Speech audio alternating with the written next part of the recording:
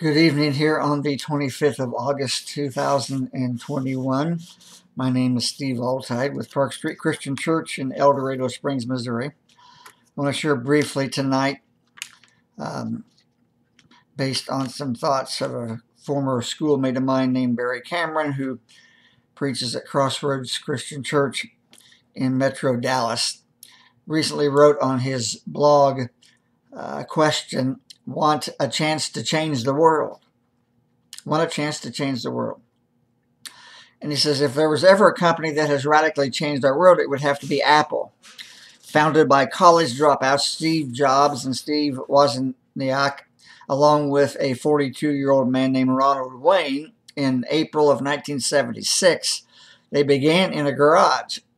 The company is now a multinational corporation responsible for some of the most innovative creations of all time, like the iPad, the iPod, iTunes, iPhone, iCloud, the Mac line of computers and laptops, Safari web browser, the App Store, OS X, and iOS operating systems, and more. One of the most amazing stories about Apple is that Ronald Wayne, who drew the original logo, wrote the original partnership agreement as well as the first policy manual, and then he sold his share in the company for $800. Today, some estimate his share, just his share, would be worth between $30 and $40 billion. I'd say he sold a little cheap, wouldn't you? But another incredible story has to do with a man named John Sculley.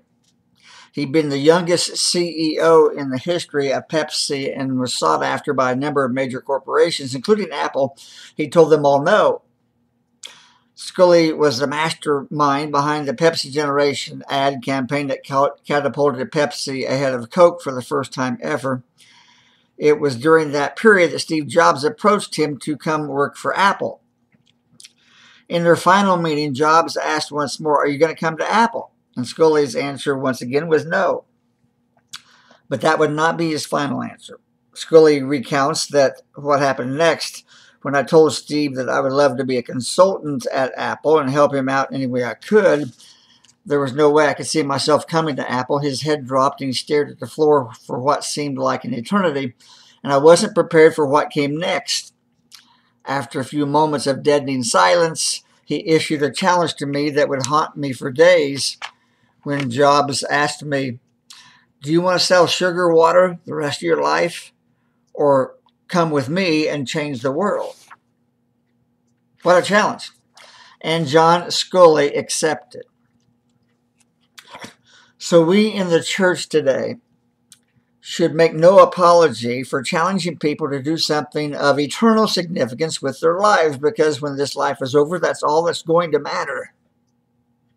Not only has God given us a chance to change our world, he has commanded and commissioned us to do it in the Great Commission, which is in all four Gospels and in Acts chapter 1. In various wordings, we're most familiar with Matthew 28:18-20, where Jesus said, "All authority in heaven and earth has been given to me. Go therefore and make disciples of all nations, baptizing them in the name of the Father and of the Son and of the Holy Spirit, and teaching them to obey everything that I've commanded you. And lo, I am with you always to the very end of the age." So that's what we've got to be majoring in the church. But that's not what usually most churches major in. We are in the midst of a protracted series of sermons on Sunday morning here at Park Street Christian Church about living out the Great Commission. And we started out by citing the statistic that is about 4 or 5 years old now, of a survey, maybe a little less than that, maybe it was 2018, that Barna Research Group did in conjunction with another organizations, asking people in the church, adults in the church, what the Great Commission was. And 51% did not know what it was. 51% of adults in the church did not know what the Great Commission was. And we don't want that to be the case here at Park Street Christian Church. We want everybody to understand thoroughly and completely that that's what we're about. That we must not just know it, but we must put it into practice. We must live it out. So if you're interested in being a part of a group that is focused on the Great Commission, we're seeking to be a turnaround church here at Park Street Christian Church.